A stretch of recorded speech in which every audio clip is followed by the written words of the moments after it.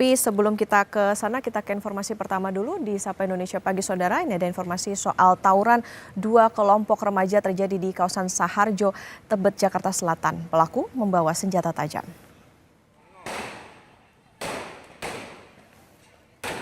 Tawuran terekam oleh kamera ponsel warga Rabu dini hari. Terlihat masih berusia remaja dan tidak diketahui dari mana datangnya.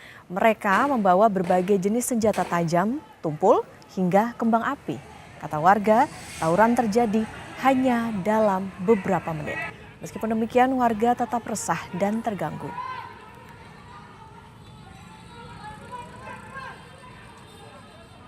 Sih saya nggak tahu ya, cuma dua kelompok datang tuh, rame, nggak lama udah bubar gitu doang. Tapi sempat sebuah sajam dia. Ada bawa yang bawa. Senjatanya apa aja mungkin bang yang dibawa bang? Panjang tuh samurai, ada celurit yang panjang tuh bang. Cuma nggak ada yang bawa tembak, nggak ada.